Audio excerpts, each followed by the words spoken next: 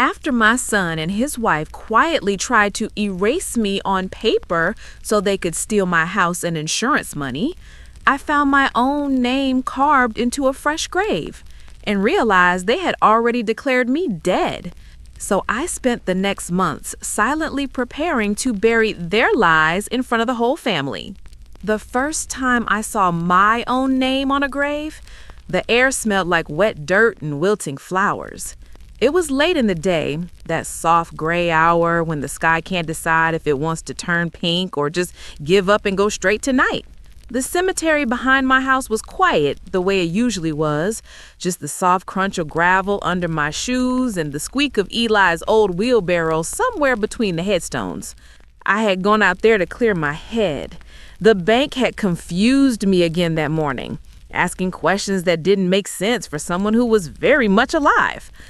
I figured a slow walk between the dead might remind me I still had breath in my lungs. I was halfway down the middle path when I heard Eli call my name. "Miss Maggie!" His voice carried just enough worry to make my stomach tighten. I lifted my hand to shield my eyes from the low sun and saw him standing near the new section, by the fresh dirt.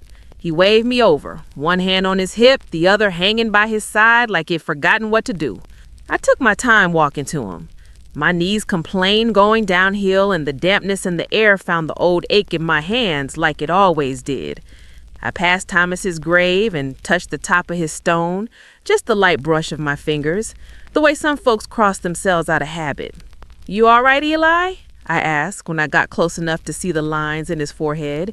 He glanced around like he was making sure we were alone, then jerked his chin toward the newest headstone, the one standing a little too bright and clean among the older, weathered ones. "Read it for me," he muttered. His voice dropped low like the wind might be listening. "Read the name on the fresh grave again." I frowned. "What's wrong with your eyes, old man? You been out here too long?" "Just humor me," he said.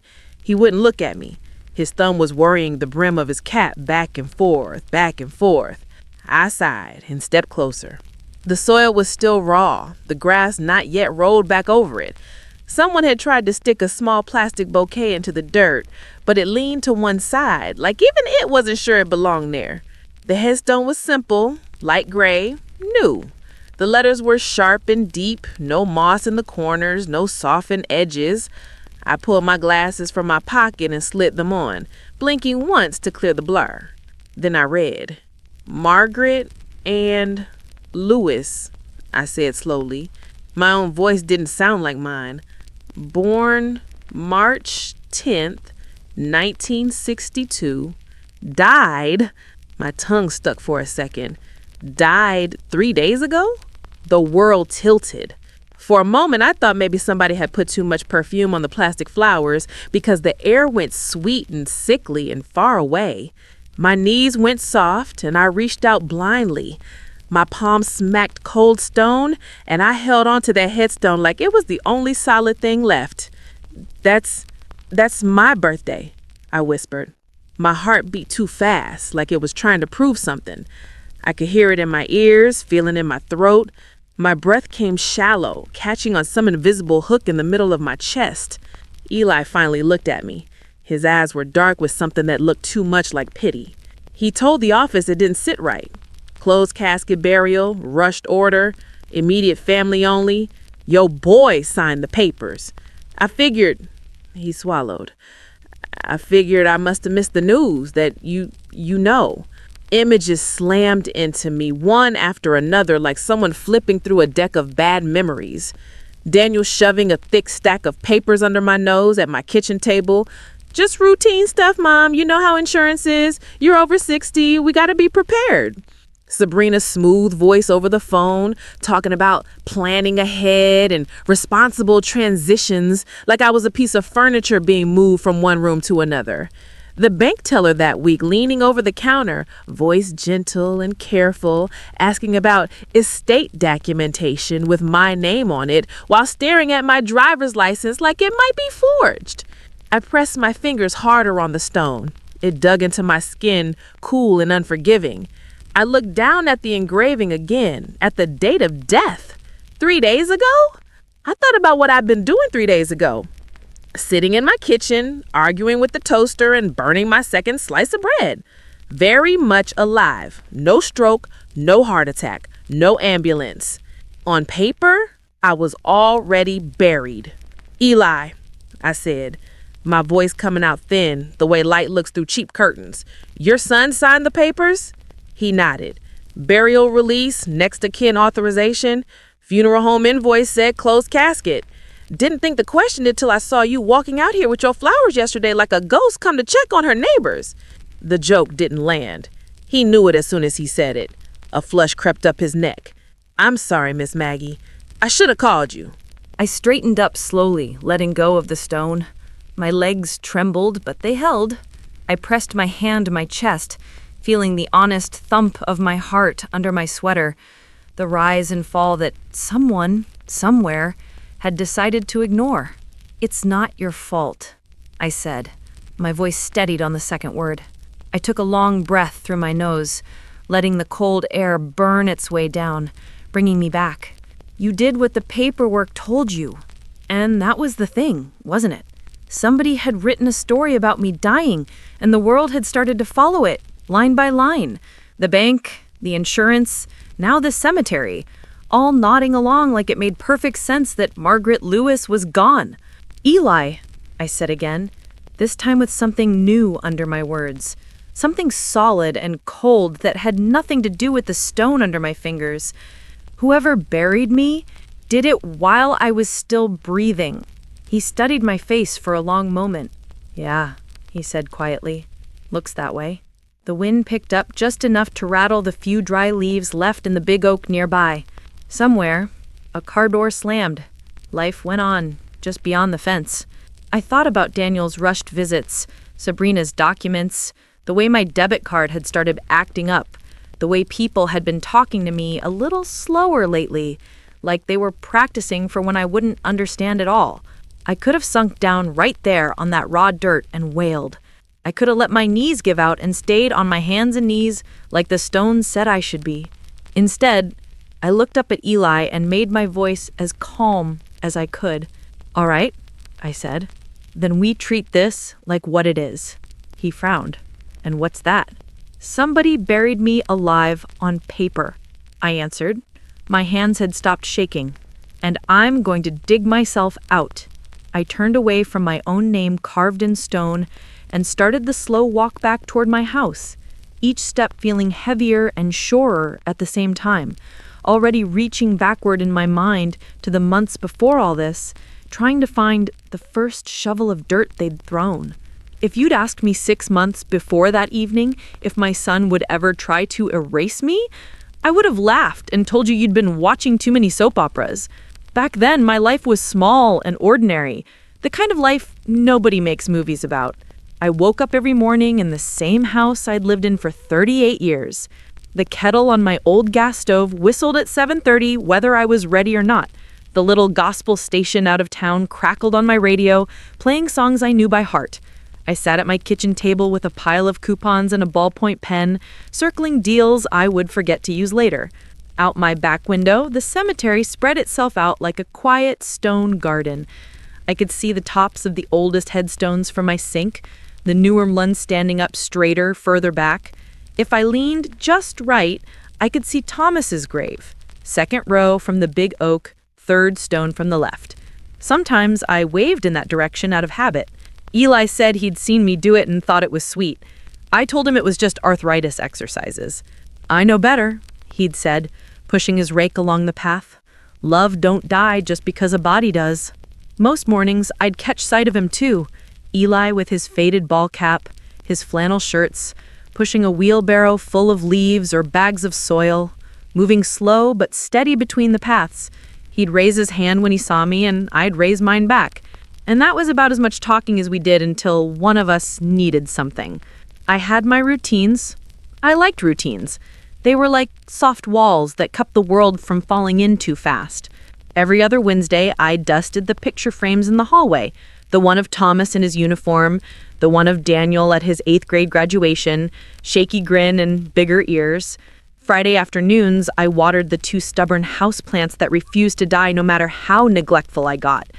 Sundays, Rosa would knock on my front door exactly 40 minutes before church, ready with her lipstick already on and a comment about the weather that always slid into some story about her grandchildren. "Come on, Maggie," she'd say, linking her arm through mine as we walked down the street.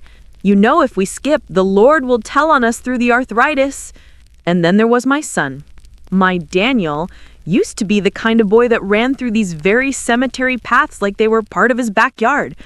When Thomas first got sick, Daniel and I would walk out to that big oak together, his small hands sticky with lollipop, his sneakers kicking at the gravel. After the funeral, he'd stand beside me at the fresh dirt and ask if Daddy could hear him. I'd tell him yes, because what else do you tell a 10-year-old whose father just disappeared into the ground? He grew up. They do that. One day you're fixing scraped knees, and the next you're buying them a secondhand car and praying they remember what stop signs mean. By the time all this happened, Daniel was 38, with a thinning hairline and a restless way of checking his phone every few minutes. He worked as a real estate agent, which meant he was always on the hunt for the next fix and flip or investment opportunity. I didn't pretend to understand all his jargon. I just knew the market went up and down, and his mood seemed to follow. He loved me. I know he did. But somewhere along the road, love and embarrassment had gotten tangled up. When he came over, he'd look around my house like it was a mess he didn't have time to clean up. "Mom, you still haven't fixed that cabinet door," he'd say, flicking it open and shut just to prove his point. "I can still get to the dishes. Door's not what feeds you," I'd answer, keeping my voice light. "And that car," he'd sigh, shaking his head. "You know what people think when they see you in that old thing? You need something safer." I'd smile and tell him the car started when I asked it to and stopped when I pushed the brakes, and that was more than could be said for some people's children. He never laughed as hard at my jokes as he used to. When he met Sabrina, he brought her to my house one Sunday afternoon in the spring. She walked in like she was entering a listing, eyes sweeping over the living room with its mismatched furniture, the crocheted blanket on the back of the couch, the framed school photos of Daniel from every year pinned in a crooked line up the wall. "Charming," she'd said. The word sat between us like a pothole. Very vintage. She called me Margaret from the start. Never Mom, never Mrs. Lewis, just Margaret. Like we were in some office together and she was about to ask me to sign a form. She was pretty, I'll give her that. Not young girl pretty, but polished. Nails always done in pale colors that probably had fancy names. Hair smoothed and sprayed so it didn't dare move without permission. She worked in medical billing, she told me, and handled a lot of complex forms and claims. "I keep people's paperwork from killing them," she said with a little laugh, brushing invisible dust off my end table, or from killing their bank accounts anyway. Back then, I didn't know how close to the bone that joke would land. From the first visit, she started dropping hints like crumbs leading to a place I didn't want to go. "You know, this house would sell for a lot," she said, tapping the window frame and looking out at the neatly kept front yard. "Big lot, corner property, close to downtown. Buyers would line up." "It's not for sale," I said. I kept my tone polite. Thomas and I had picked this house together. My whole married life was painted into these walls. She smiled that thin, tight smile people use when they're telling you you're being silly. "Of course. I just mean, someday. It would be a shame to let it go for less than it's worth." A few Sundays later, during lunch at my round kitchen table, she sighed dramatically and glanced up toward the stairs. "That staircase makes me nervous," she said, spearing a piece of roast chicken. "It's so steep. God forbid you fall, Margaret. Have you thought about a single-story place? Something with a little help, maybe? There are facilities now with gyms, hair salons, everything right there." Daniel chimed in, chewing a little too fast. "She's not wrong, Mom. Those places are nice. Plus, built-in community. You're too isolated out here." "I have more company than you think," I answered, wiping my hands on a dish towel. "Dead people don't argue about what channel the TV's on." They both gave that polite little laugh that doesn't reach the eyes. It was never one big disrespect at first, just a slow drip. One afternoon, I misplaced my reading glasses. I checked out my usual spots: the nightstand, the bathroom counter, the kitchen drawer that had become a graveyard for rubber bands and expired coupons. By the time Daniel and Sabrina came by to drop off Lena, I was halfway annoyed with myself. "Say bye to Grandma. She's forgetful these days." Daniel ruffled Lena's hair. I froze. It was meant to be a joke. I could hear it in his tone, but there was a tiny hook in the words that caught something in me. I forgot one thing and suddenly I'm these days? I tried to keep it teasing. Sabrina reached for a mug from the cabinet, then frowned and put it back. "Where do you keep the good ones?" she asked. Before I could answer, she'd started rearranging my shelves, moving plates to a higher level for efficiency. I watched in silence, my fingers curling around the edge of the counter. This was still my kitchen, my house. The same stove I used to make Daniel's birthday cakes, the same sink I'd stood at washing bottles when he was an infant. They acted like I was just visiting. I had mild high blood pressure. The doctor said it was respectable for my age, whatever that means. Some days I felt tired in a way that wasn't just physical. I had dizzy spells if I stood up too fast or if the weather changed too quick, but I still managed my own medications. I still paid my bills, on paper, thank you very much, and kept my own appointments unless someone forgot to give me a ride. One evening after dinner, Daniel sat across from me at the table with his serious face on.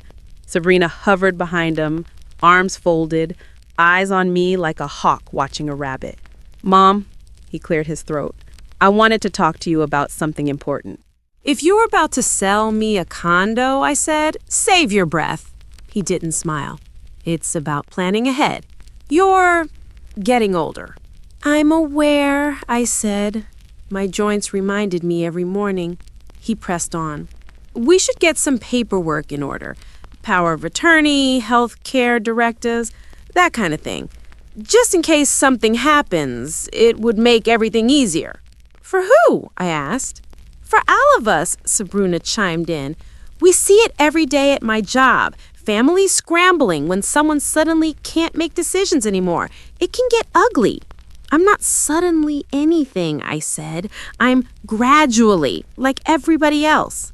They exchanged a look over my head. I saw it in my peripheral vision, that split-second communication married couples have.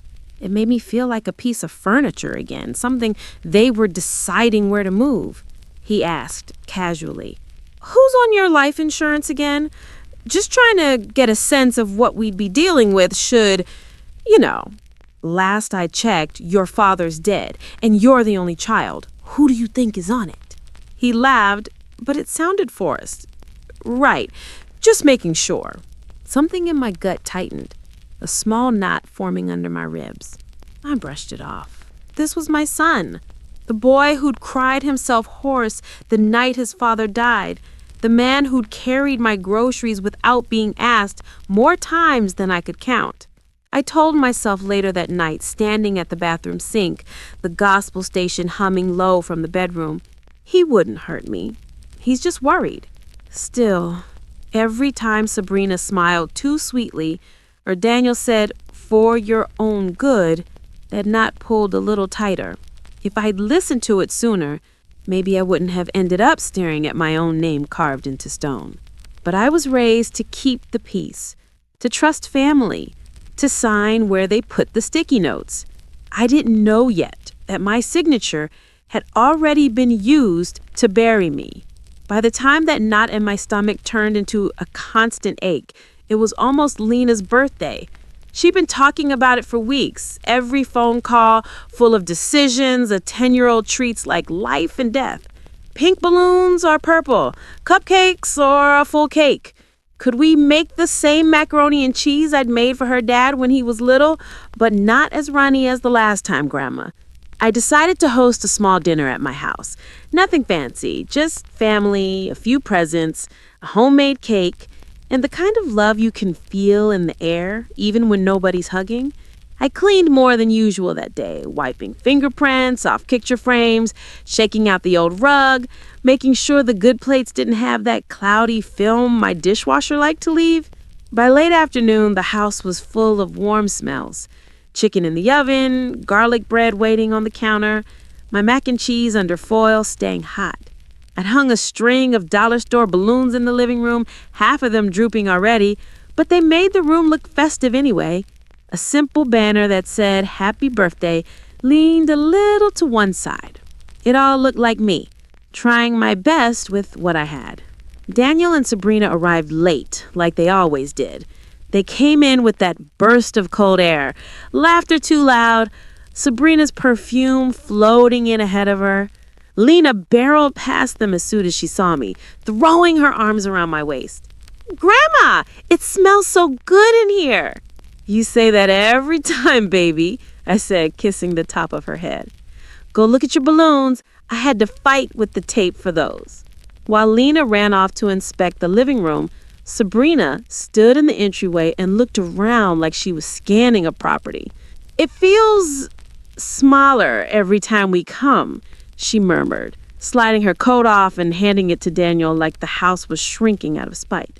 "And this neighborhood, Danny, the paint is peeling on that house across the street. Did you see the weeds on the corner lot?" "It's not a crime scene, Sabrina," I said, keeping my voice light.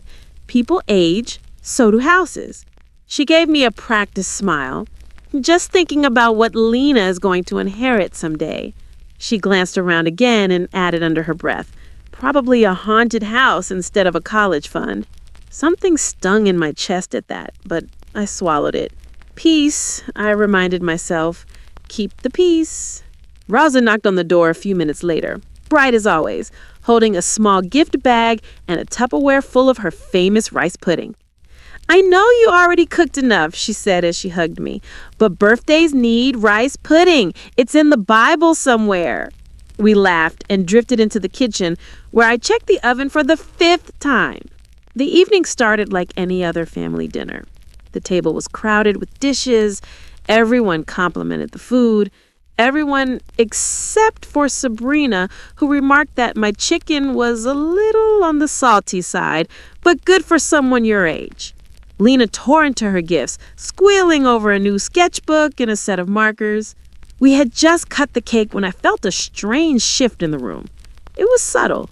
Daniel cleared his throat in that way people do when they're about to say something rehearsed. Sabrina straightened in her chair, smoothing her napkin flat. The kitchen got quieter, like even the hum of the refrigerator was waiting. Daniel raised his glass of store-brand soda. "Mom," he said, smiling around at the table in a way that didn't reach his eyes, "we wanted to talk to you about something important tonight, with everyone here." Rosa's eyebrows twitched. Lena licked frosting off her fingers, oblivious. I felt that knot in my stomach pulled tight again. I said, setting my fork down. "We've decided to," he went on, "to move you into a senior facility." The cake in my mouth turned to dust. Sabrina jumped in quickly, her voice bright. "A really nice one, Margaret. Top-rated, activities, a salon, medical staff right there. It's already done, actually. We've been working so hard behind the scenes for you." She sounded like she was presenting a prize on a game show. I stared at them. "Excuse me?" Daniel pulled a folder from his leather bag and laid it on the table like he was showing me a menu. Papers peeked out, forms, letters, all in neat stacks. "The house is going on the market. Don't worry, we'll handle everything. We'll get a great price. This is the best move for you." Across the table, Rosa froze with her fork halfway to her mouth. A bit of cake fell back onto her plate. Her eyes flicked from Daniel to me and back again. Lena looked up from her pile of gifts. "Move her?" she repeated, confusion pinching her features. "Move Grandma where?" "To a place where people can take proper care of her," Sabrina said smoothly. "You'll visit her all the time, sweetheart. She'll make new friends. It'll be fun." I felt my cheeks burning. The little kitchen, the same one where I'd made birthday breakfasts for Daniel, where I'd packed his lunches, where I'd kissed his forehead when he had fevers, suddenly felt smaller, like the walls had leaned in closer. I kept my voice low. Did I sign something? I don't remember. I could feel all their eyes on me. Daniel chuckled like I had made a silly joke. "Mom," he said, shaking his head, "you sign lots of things. That's why we keep copies. You always complain your hand cramps if you have to read too much." Sabrina nodded. "You know how overwhelmed you get with paperwork. That's why we stepped in." "I remember the hospital forms when Thomas was sick," I said slowly. "I remember those. I don't remember signing up to be moved like luggage." Daniel's jaw tightened. "You're confused," he said, a note of impatience cutting into the word. "No," I corrected. "You talked. I said I liked my house." Sabrina leaned forward, elbows on the table, voice turning gentler, but not kinder. "Margaret, this is for your own safety. You misplace pills. You forget appointments. You told us yourself you almost fell in the bathtub last month." I slipped. I caught myself. Gravity works on everybody. Rosa set her fork down very carefully. "Seems like a big decision to drop in the middle of a birthday party," she remarked quietly. Sabrina's smile went stiff. "We wanted it to be a celebration, a new chapter." My heart pounded in my ears. I glanced at Lena, who looked like she wanted to sink into her chair and disappear. "Grandma," she whispered, "you're not going away, are you?" I forced a steady breath. "I'm right here, baby," I told her. Then I turned my gaze back to my son. "Show me the papers." Something flickered across Daniel's face. Annoyance, maybe? Or surprise that I wasn't crying.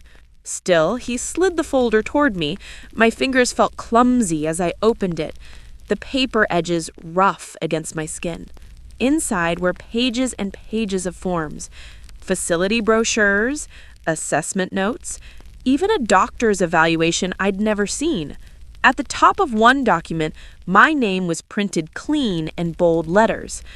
Underneath, someone had written "cognitive decline" in neat medical handwriting.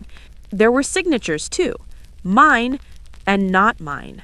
My name, in a shaky version of my usual cursive, at the bottom of a consent form. "I didn't sign this," I said. "You did. At our house. Remember, you were tired, we went through everything. You said you were relieved we were handling it." I looked up at them, at the calm certainty on their faces. "No," I said again. "I would remember signing away my home." Daniel's jaw sharpened. "Mom, you're embarrassing yourself. And us. Rosa's here, Lena's here. Don't do this." "So I should pretend I agreed to all of this?" I asked weakly, gesturing at the paperwork. "The evaluation forms came from your doctor. You trust him, don't you?" I thought of my last checkup, the quick blood pressure check, the standard questions, the doctor's note that I was doing as well as could be expected. I did not remember anyone asking if I could still make my own decisions. Heat crawled up my neck. Shame, anger, a grief so raw I could taste metal in the back of my throat. "I might forget where I put my glasses," I said softly, "but I do not forget who I am or where I live." Sabrina gave a little sigh, as if she were dealing with a stubborn child. "This is what I meant," she told Daniel, not even bothering to lower her voice. "She's in denial. That's one of the signs." Rosa's chair scraped back slightly. She didn't speak, but the look she gave me was full of quiet, steady support. On the outside, I sat very still. Inside, something snapped. It wasn't loud. It was a small, clean break, like the sound of a twig under a careful foot. I watched my son avoid my eyes, talking about liquidating assets and maximizing value, as if my life was a property listing. I watched Sabrina already calculating how fast they could get rid of my things and stage my living room. And I smiled. It wasn't a happy smile. It was a thin, tired curve of my lips that made Daniel relax, just a little, like he thought he'd won. "Looks like you've made a lot of decisions," I said. "Why don't we enjoy Lena's birthday now and we can discuss the rest later?" He exhaled, relieved. "Thank you," he said. "This is best for everyone." "For everyone," I repeated, my voice almost kind. We sang happy birthday. I helped Lena blow out the candles. Everyone took another piece of cake. On the surface, the night smoothed itself back into a normal family gathering. Underneath, something new had started. After they left, after the hugs at the door and Sabrina's air kiss at my cheek, after Lena's sleepy wave from the back seat, I closed the door and leaned against it for a long moment, listening to the house settle into its nighttime creaks. Rosa was the last to go. She took my hands at the doorway. "You want me to stay?" she asked.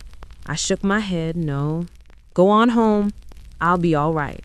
She searched my face, not buying it, but she nodded anyway.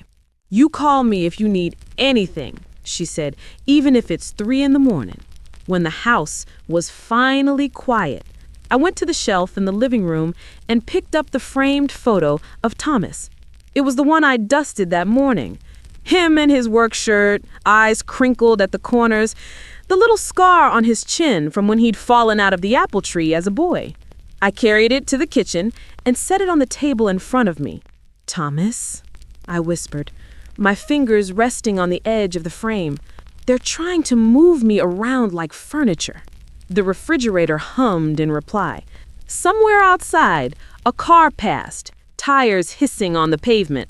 "If they think I'm helpless," I went on, my voice steadier than I felt, "they're wrong." I pulled out my old metal file box from the pantry, the dented gray one I'd bought years ago at a yard sale. It was heavy with decades of life. Marriage certificates, school papers, insurance policies, receipts for things long gone. I hauled it onto the table, my shoulders protesting, and snapped open the latch. If they wanted to play with paperwork, they'd forgotten one thing. I worked at a school office for 30 years. I knew exactly how much power a piece of paper could hold, and I knew how to read every line. I started pulling out every document with my name on it, stacking them in careful piles. My heart was still pounding from the evening's humiliation, but beneath the shame, a different feeling had started to grow. Something like resolve. The weeks after that birthday dinner felt like living under slow, constant pressure. Like somebody had placed a heavy hand on the back of my neck and was pressing down, gently but firmly, making it just a little harder to stand up straight every day. Daniel and Sabrina didn't let up. If anything, they pushed harder now that they thought they'd set things in motion. 2 days after the party, a woman showed up at my door with a clipboard and a polite smile. "Mrs. Lewis?" she asked. "I'm Carla from Sunrise Hills Senior Living. I'm here for your assessment." "Assessment?" I repeated, wiping my hands on my dish towel. She glanced at her paperwork. "Yes, ma'am. Mobility, daily living tasks, cognitive check, the standard intake. Your son scheduled it." Nobody had told me anything about it being optional. Nobody had asked if I wanted strangers testing whether I could remember 3 random words after a few minutes.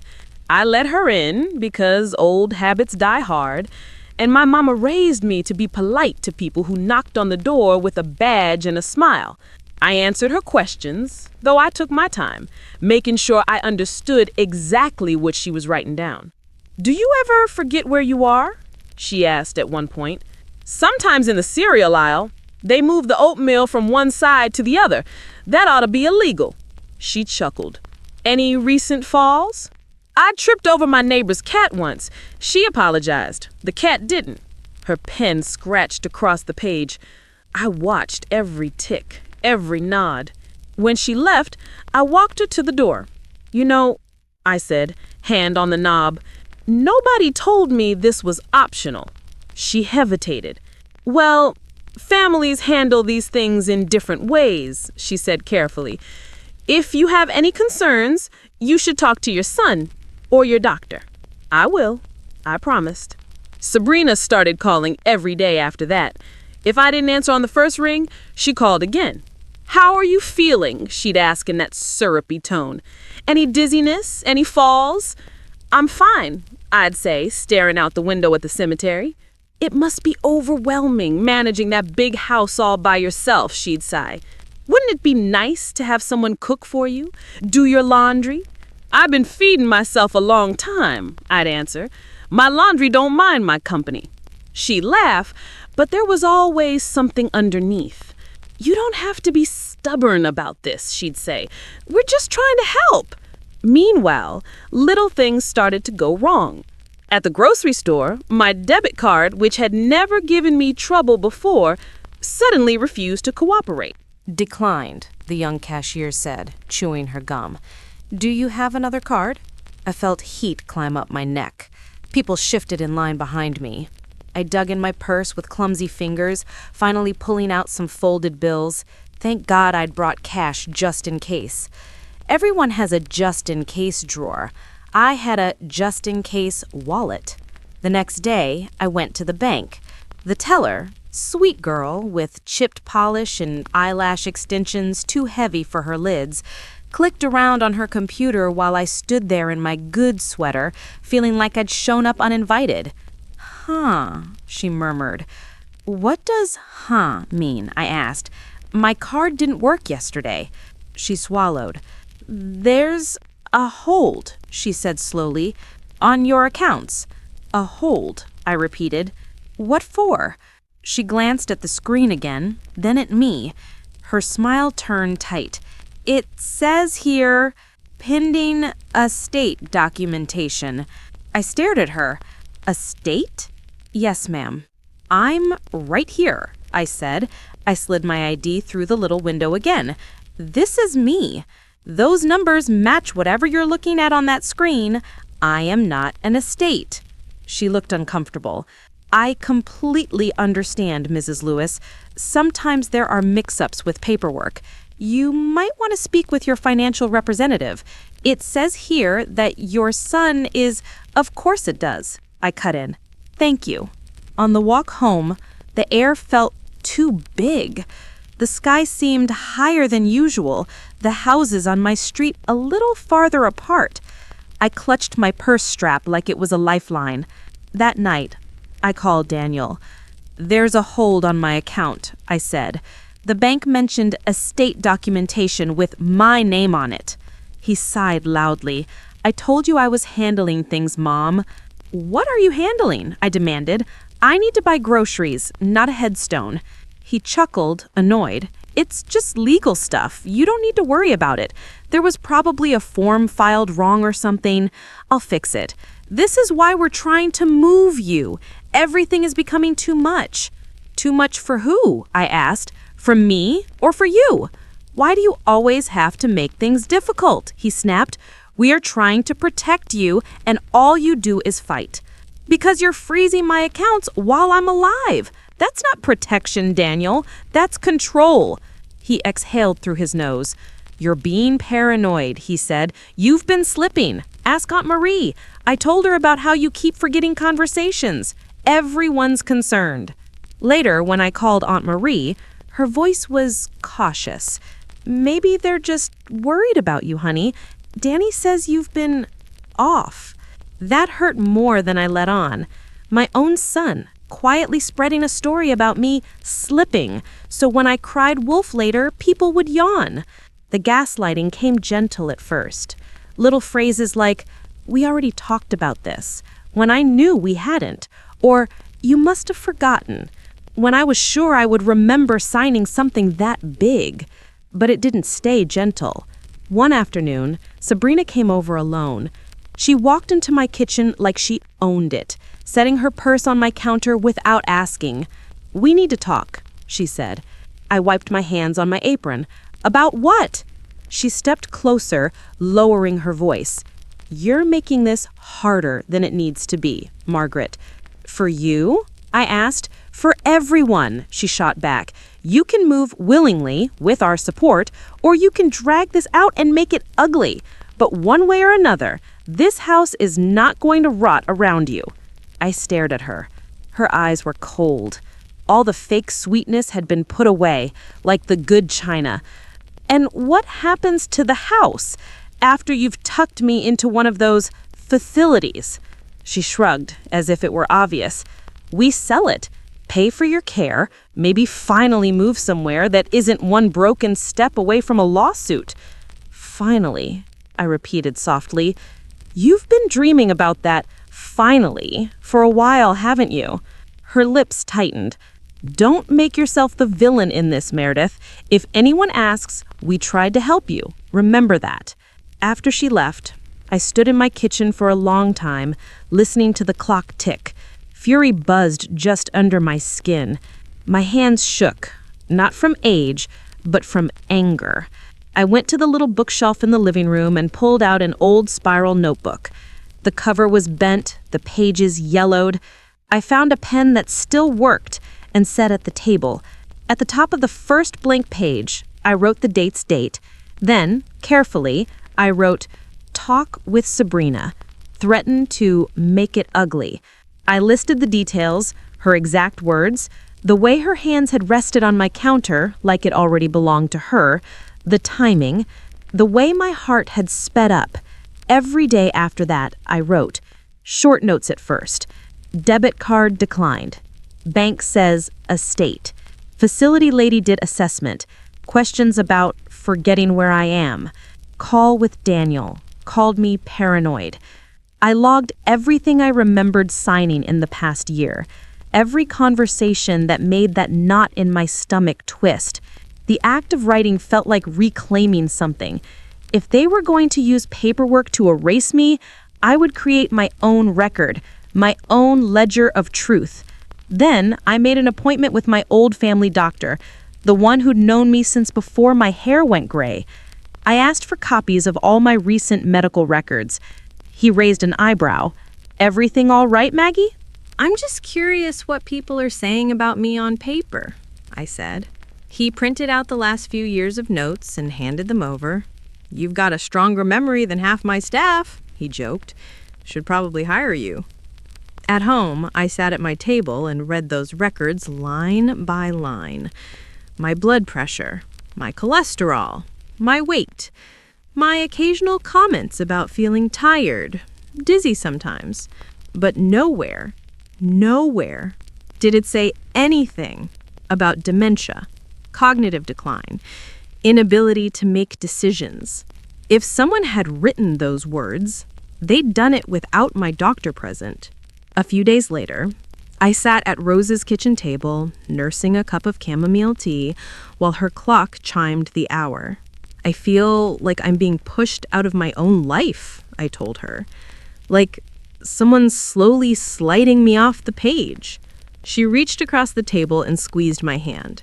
Then you grab the edge of that page, she said, and you hold on. And if they try to tear it out, you write your story somewhere they can't reach. I don't even know where to start, I admitted. She got up, disappeared into her back room, and came back holding a small box. Inside was a cheap little flip phone. My grandson gave me this and then bought me a smartphone. I don't like the smartphone. You can have this one. Get a cheap plan, use it when you're talking to them. Put it on speaker, record what they say. They'd never suspect. They think you barely know how to text.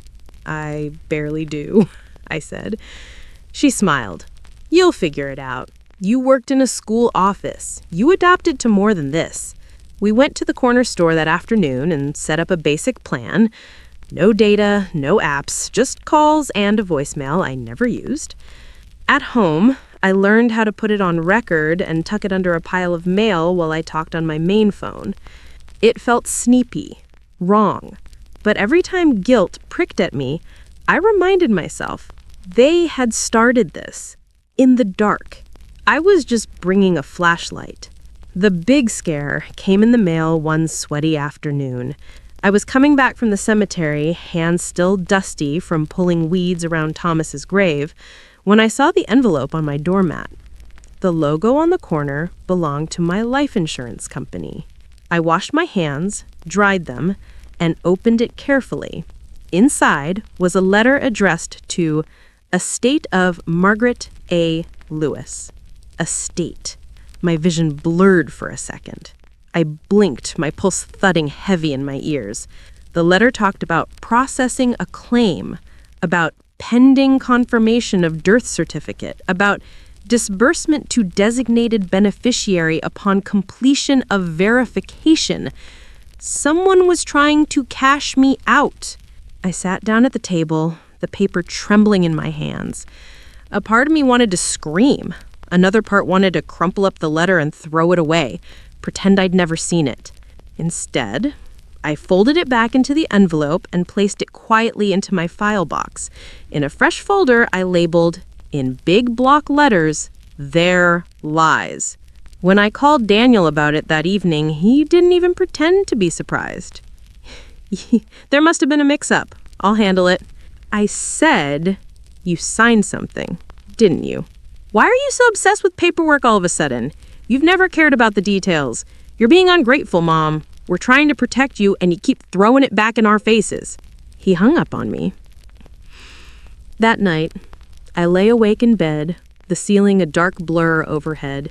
Outside, the wind moved through the trees in the cemetery, making a soft shushing sound. Every creak of the house felt like someone stepping where they shouldn't. They are trying to push me out of my own life, I thought, listening to the branches scrape. They're trying to write the end, and I'm not done yet. I stared into the dark until shapes appeared in it. Not ghosts, not really, just the outlines of every decision I'd made to trust them. Every form I'd signed without reading every line. Sleep didn't come easy. If I'd known then that it would get worse, I might have broken. But I didn't know yet about the grave with my name on it, or the verse carved beneath. All I knew was the pressure, and the small, stubborn part of me that refused to be pressed flat. By the time I stood in front of that grave and read my own name, the ground had already shifted under my feet. The bank, the insurance, the facility assessment. It all made a twisted kind of sense. But when Eli showed me that work order in his little office by the shed, my name, my age, cause of death, stroke, signed by my son as next of kin, stamped with a funeral home I'd never set foot in, that was when something inside me went very still. There was no more doubt. No more mix-up they could claim. Somewhere in a county office, in a filing cabinet, or on a server I'd never see, I had already died. I left the cemetery that day with my fear hardened into something else. Not rage, exactly. Not yet. Strategy. The next morning, I made an appointment with a lawyer. Claire Benton's office sat on the second floor of an old brick building downtown, above a bakery that made good cinnamon rolls and bad coffee. I climbed the stairs slowly, one hand on the rail, my file folder tucked under my arm like a shield. Her waiting room was small but tidy. Diplomas lined one wall, a fake plant set in a corner, determined to look real. There was a faint smell of lemon cleaner and paper. When she called my name, I followed her into a narrow office with a big window. She was younger than I expected, early 40s maybe, but her eyes were steady. She wore no-nonsense shoes and a blazer that had seen some long days. "What can I do for you, Mrs. Lewis?" she asked, gesturing for me to sit. I set the folder on her desk and met her eyes. "I need to know what happens," I said, "when someone declares you dead and you're still breathing." She didn't laugh. That was the first point in her favor. "Tell me everything," she said. So I did. The birthday dinner, the facility, the bank hold, the letter to my estate, the grave with my name on it, Eli's testimony, the work order, the way my own name had looked carved in stone. She listened without interrupting, occasionally jotting notes on a yellow pad. Every now and then her jaw tightened. When she finished, she sat back in her chair and blew out a slow breath. "All right," she said. "Here's what I think." She explained it in simple language, the way I once explained school forms to frazzled parents. If there is a fraudulent death certificate out there with your name on it, that's not a mistake. That's a crime. It's fraud. And if someone attempted to cash in your life insurance policy using that certificate, that's a bigger crime. She tapped the folder. "You've already done half my job." "I worked in a school office," I reminded her. "I know how to keep records." She smiled. "Good. We're going to use that." We formed a plan. She would request official copies of any death certificate filed in my name from the County Vital Statistics Office. She'd contact the insurance company and ask for all recent activity on my policy. She'd reach out to the bank to find out exactly what estate documentation had been provided. "In the meantime," she said, "you need to stay quiet. No confrontations. No warning your son or daughter-in-law that you know any of this. Can you do that?" I thought of my pride, my hurt, the urge to call Daniel and scream, "How dare you? How dare you kill me like this?" "Yes," I said slowly. "I can do that." "Good. Play the role they've assigned you, the forgetful, grateful mother. Let them think you're going along with the plan. And while they're busy underestimating you, you keep doing what you're doing, documenting everything." On my way out, she rested her hand lightly on my arm. "I'm sorry your son did this. You didn't deserve that." Tears pricked my eyes. "Most mothers don't," I answered. That night, I sat at Rose's kitchen table again, the steam from our tea fogging my glasses. I thought the worst thing that could happen was being put in a facility. Turns out there are worse things. "Like what?" she asked. "Like finding out your own child already buried you, just so he could cash a check." She reached for my hand. I let her take it. The warmth of her palm against mine steadied something in me. "You cry if you need to," she said. "Then you stand up and do what you have to do." And I did cry. Not because of the money or the house or the paperwork. I cried for the boy with the scraped knees who used to fall asleep on my lap. For the teenager who called me from the school office the day Thomas died, voice shaking. For the man he might have been if greed hadn't sunk its teeth in so deep. Later, when the tears ran dry, I walked out back to the cemetery. The night air was cool on my face. The gravel crunched under my slippers. I stopped at Thomas's grave and sat on the little concrete bench beside it. "They killed me on paper, you know," I told the stone. "Your son did. Our son." The words felt wrong in my mouth, heavy. "I need you to help me," I whispered, tracing the engraved letters of his name. "Not to forgive them, not yet. Just to stay strong enough to see this through without losing myself." The wind rustled the leaves on the oak. A car passed in the distance. I sat there until the chill seeped into my bones, then went back inside. Over the next days, I prepared. First, I took the most precious things, old photos, important documents, a few pieces of jewelry that weren't worth much to anyone but myself, and moved them into a small storage unit across town. Rosa rented it in her name. "If anything happens," I told her, "if they manage to get me out of here quickly somehow, I want to know my life isn't just sitting ready for an estate sale. I'll guard it like it's my own," she promised. Then I went back to Claire's office and sat with her to update my will. I redirected whatever I had, my house, my savings, my little life insurance policy, away from Daniel as a beneficiary. Instead, I left it in a trust for Lena, with Claire as executor, and a portion to a local charity that helped older women with housing. "I don't want him controlling anything," I said. "He's shown me what he does with power." "Understood," she said. After that, I wrote a letter. Not to Daniel, not to Sabrina, to myself. I sat at my table with a fresh stack of paper and poured out the whole story in my own handwriting. How it started, how it felt, what they said, what I knew, what I suspected. I wrote it like I was leaving a map for someone who would come after me, someone who needed to know I hadn't imagined any of it. When I finished, my hand ached, but the ache felt earned. I folded the pages and put them in an envelope, labeling it simply, in case they try to say I was confused. There were a few close calls. One afternoon, I was at the dining room table surrounded by stacks of papers, sorting them into piles: bank, insurance, medical, other, when Daniel let himself in with his key. "Mom?" he called. My heart jumped into my throat. I scrambled to slide some of the piles into the file box, closing the lid. "In here," I said. He walked in, eyes going to the table. "What's all this?" he asked.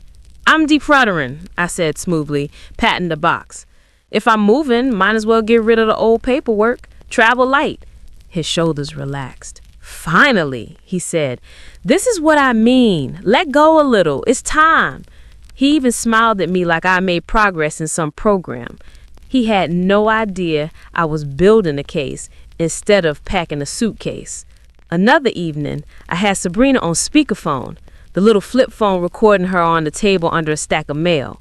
She was saying, "I can't believe you still driving. It's irresponsible at your age. If you hit someone..." The front door opened, and she stepped in mid-sentence, having used her own key. My blood went cold. I quickly slid the extra foam further under the papers, trying not to move too abruptly. "And that's why I'm here," she finished. She smirking, "to save you from yourself." Her eyes flicked around, landing on the slightly askew stack of envelopes. For a moment, I thought she'd walk over and start sorting through the papers the way she liked to rearrange my cabinets. Before she could, Lena burst in behind her, waving a sheet of construction paper. "Grandma, look what I made.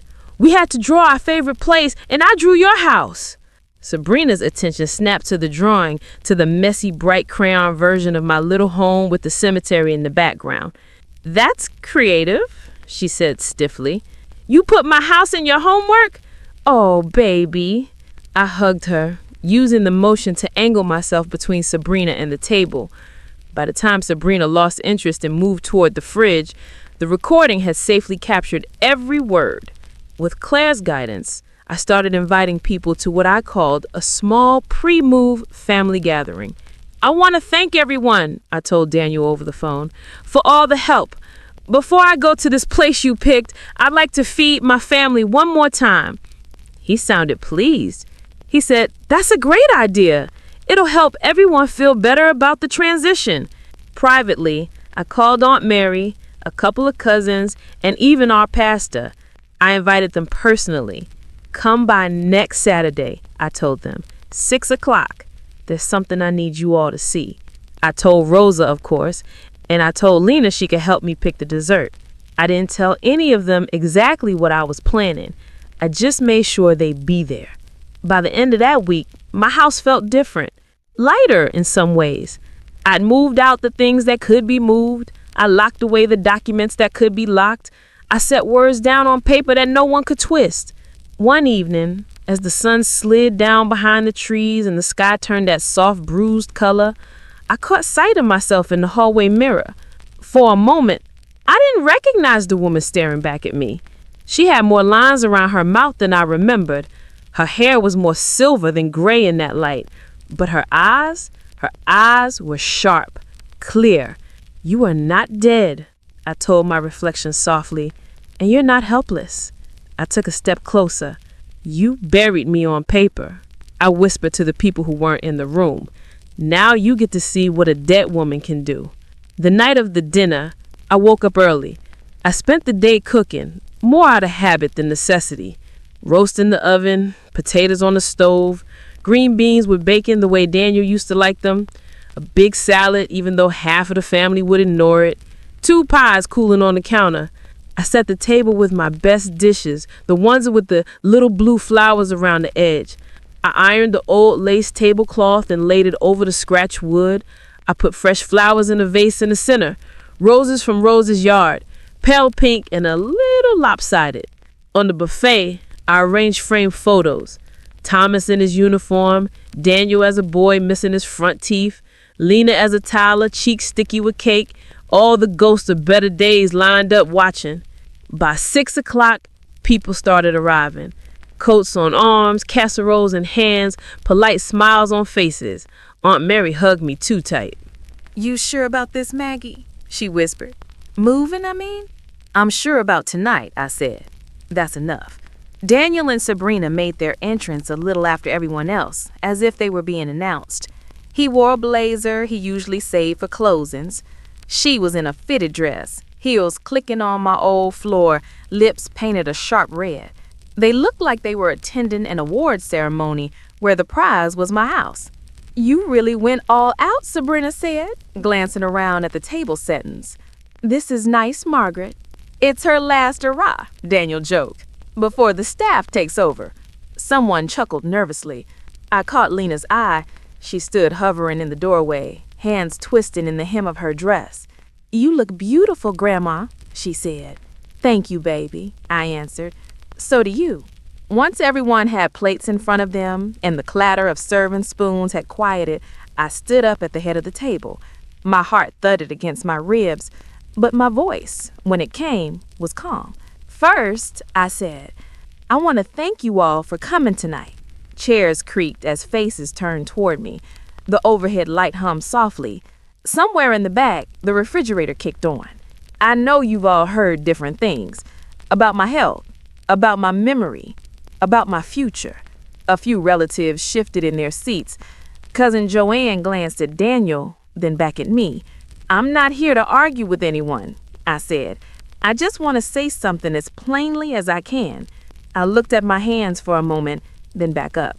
I'm getting older. That's true. My knees hurt when the weather changes.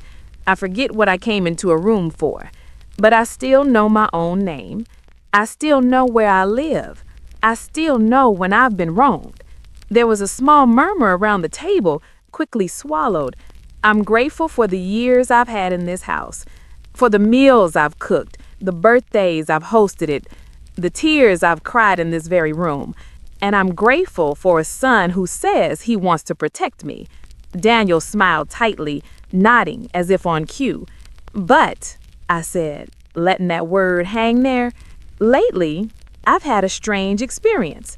I reached down and picked up a small stack of papers from the empty chair beside me. It's a funny thing, I said. Trying to buy groceries and being told your money has a hold on it because someone thinks you're dead. It's a funny thing going to the bank and hearing the word estate while you're standing right there. Someone dropped a fork.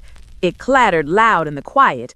And it's an even funnier thing to walk through the cemetery behind your own house and find a fresh grave with your name on it. Gasps.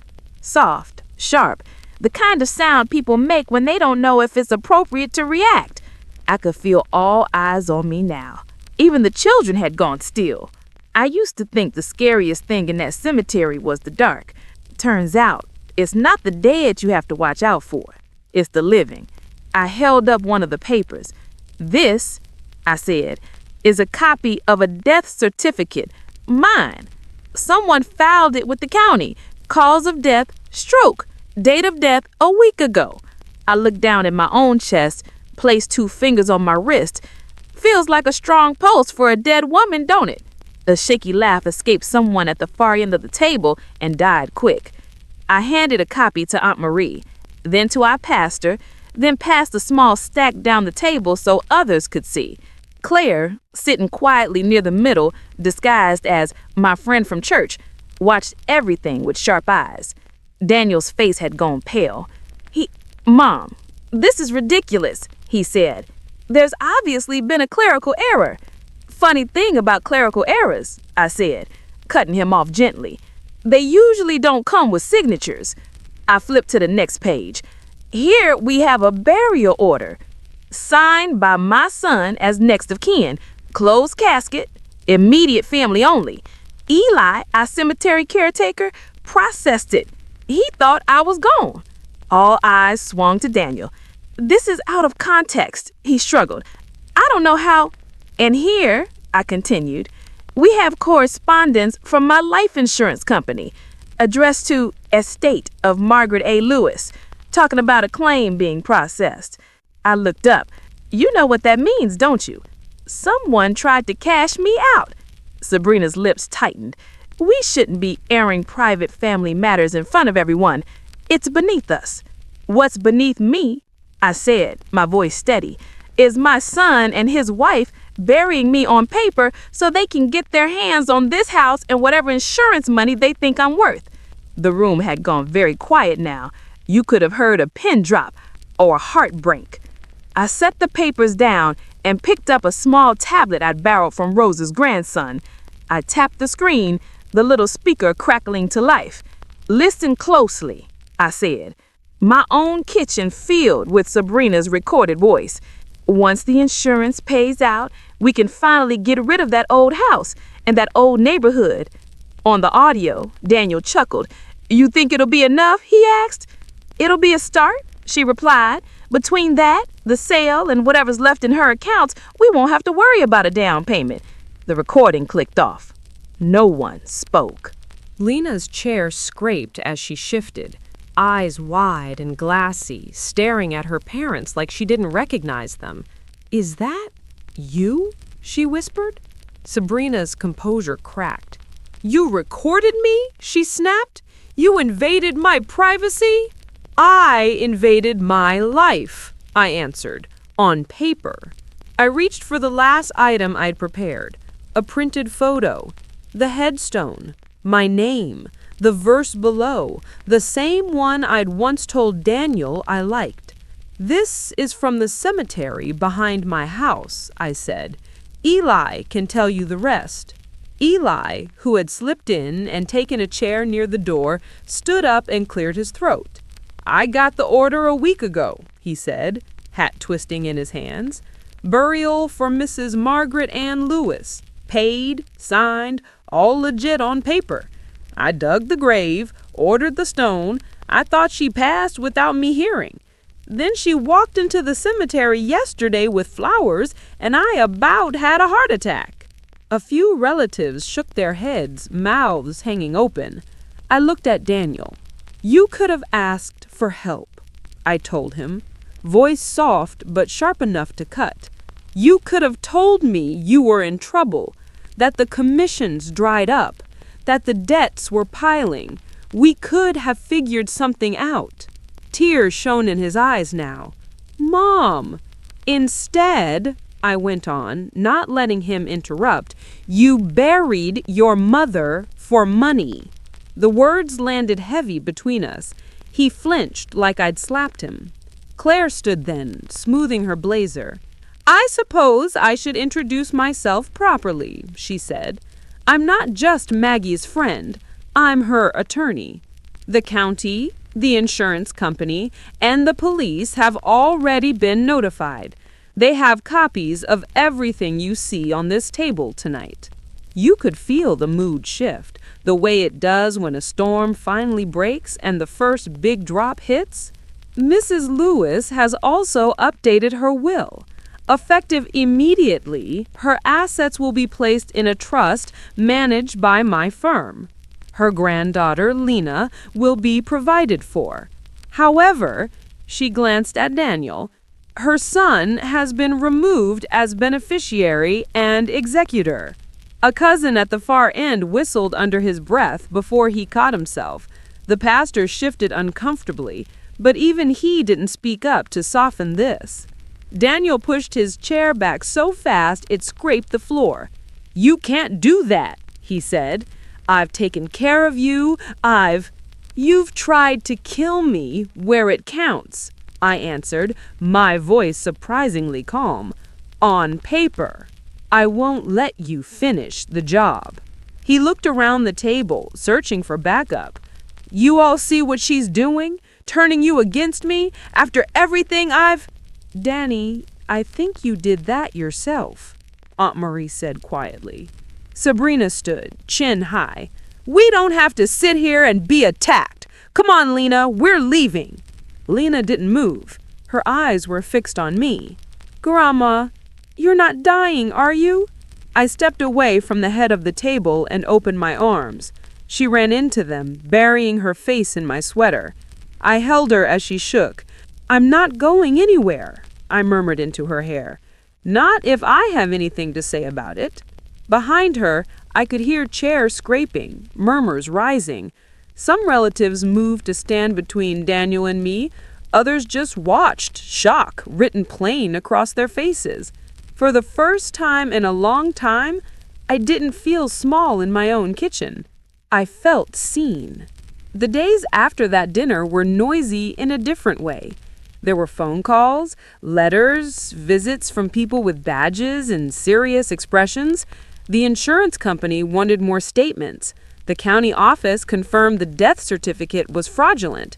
The funeral home produced copies of forms they'd been given, complete with signatures that looked a lot like mine, but weren't. The police asked questions, patient, methodical. They talked to Eli, to the bank, to the doctor's name had been forged on the evaluation.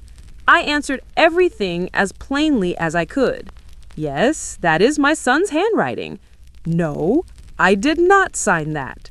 Yes, that is my name on the grave. The investigation took time, but it moved. In the middle of it, life went on. I still made my coffee in the morning, still listened to the gospel station, still watered my stubborn plants. Word spread in the family and in the community. People who told me months earlier that I was so lucky to have such a responsible son now crossed the street when they saw him coming. The insurance company filed charges for attempted fraud. It turned out that the claim had been initiated the same week my bank accounts were frozen, the same week the headstone was ordered. Someone had been in a hurry. Daniel's employer found out. And real estate, reputation is half the job. They didn't make a big show of it, but quietly his name disappeared from the website. His calls went unanswered. His key card stopped working. I heard about it from Rosa first. She showed up at the office yelling, she told me, gossip twinkling in her eyes, despite the sadness underneath. Did he hit them with his "I did it from my mother" speech? I asked. She snorted. He tried. Nobody bought it. Legally, things shook out slower. Sabrina, who handled most of the paperwork, filling out forms, forging signatures, submitting claims, faced the worst of the charges. Fraud, forgery, conspiracy. Words I'd only ever heard on TV before. Daniel, who signed as next of kin and stood to benefit, was implicated too. His lawyer worked out some kind of deal. Probation, restitution, community service, a permanent smear on his record. "It's not as much as you deserve," Claire said one afternoon, sitting at my table with a stack of updates. "But it's something. There are consequences." "I'm not looking for him to rot in a cell," I said, "just to stop building his life on my grave." Socially, they paid too. Some Sundays, I'd see them from my porch, walking past on the opposite side of the street to avoid me. Church friends who'd once fawned over Sabrina's polished looks now turned their faces away. Rosa, when asked by anyone bold enough, just shrugged and said, "Maggie isn't bitter. She's just done being quiet." On paper, my life slowly came back to me. The fraudulent death certificate was officially voided. The county issued a letter acknowledging the error in their records. The bank lifted the hold on my accounts once they had proof I was in fact alive and had not consented to any of this. Down in the cemetery, Eli arranged to have the headstone with my name removed. For a while, he left a simple marker there with a small plaque he'd made himself. Record of fraud under review. I told him the first time I saw it, "Leave it. Let folks see what happened when greed got ahead of God." He thought I might say that, he replied, tipping his hat. I kept my house. Officially, completely this time, with Claire's firm set up as a legal barrier between me and anyone who might try to pull a stunt like that again. "We'll get notices before anything happens in your name from now on," she said. "Nothing gets filed without my eyes on it. That's a promise." As for Daniel, he tried, in his way, to mend things. There were hesitant texts at first. "Hey, Mom, how are you feeling? We should talk. Can we start over?" I read them. Sometimes I even typed replies and then erased them. One afternoon, he showed up in person. I saw his car pull up from the living room window. I stepped out into the porch before he could knock. The sky was overcast, the air heavy with the possibility of rain.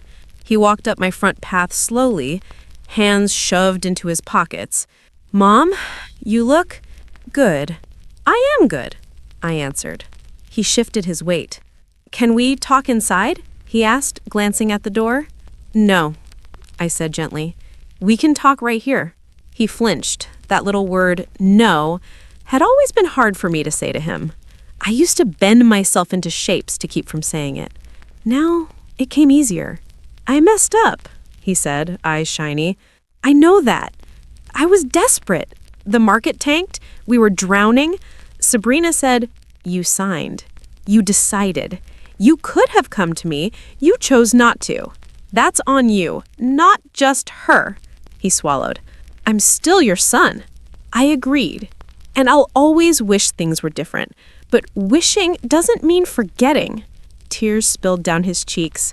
For a second, I saw the little boy again, the one who'd scraped his knees and run to me for comfort. "I'm sorry," he whispered. "I believe you're sorry, but sorry doesn't undig a grave." He looked past me, toward the cemetery, then back. "Do you hate me?"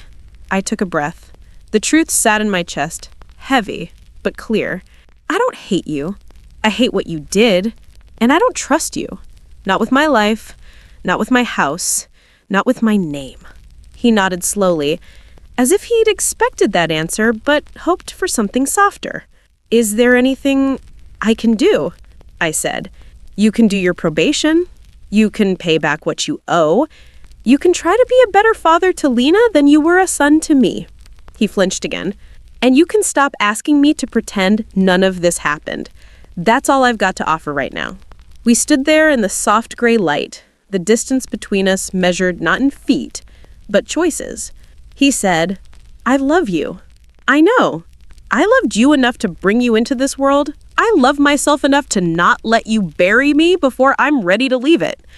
He swallowed, nodded, and turned back toward his car. I watched him drive away, a strange mix of grief and relief washing over me.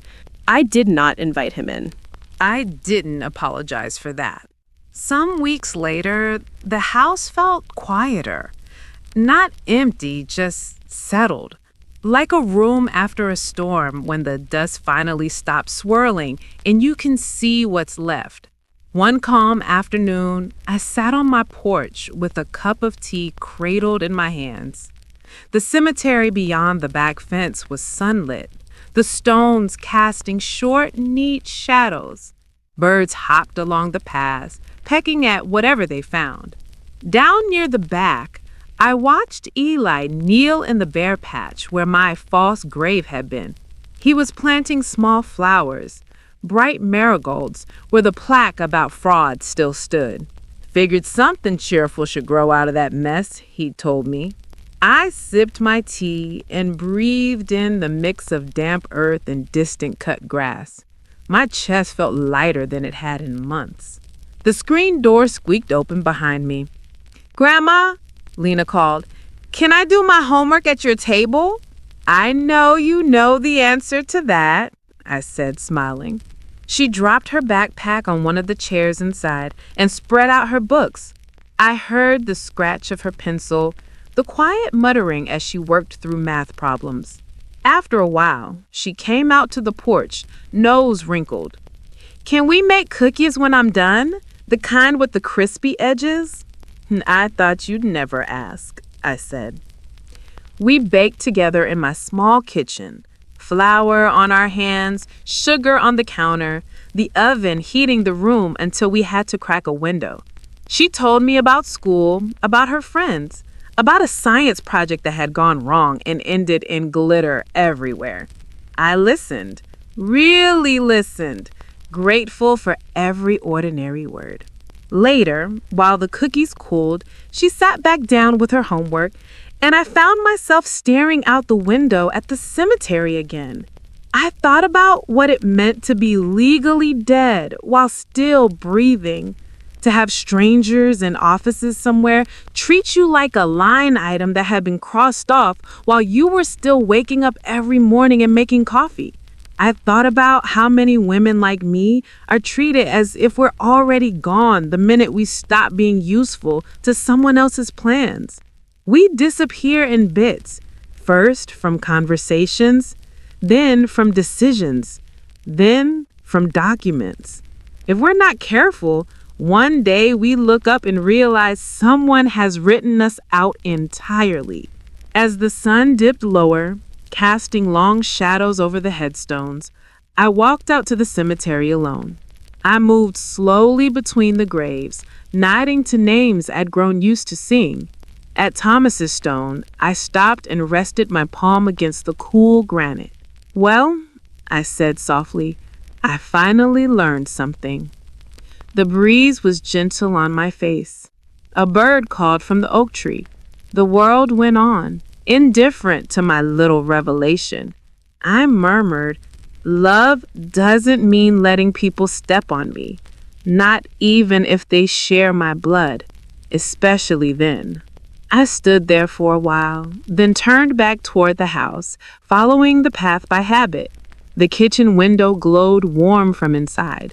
Lena a small shadow at the table. Later, when the dishes were washed and the cookies were stored in an old tin, I sat in my clean, quiet kitchen. The radio was off. The only sound was the steady ticking of the clock on the wall. The same clock that had ticked through my fake death and my real anger. The same clock that everyone seemed to think had run out on me months ago. I wrapped my hands around my mug and let the silence settle. The lesson I learned is simple, I thought, the words forming as clear as if I were saying them into a microphone. If someone tries to write the end of your story without you, you have every right to pick up the pen and write them out instead.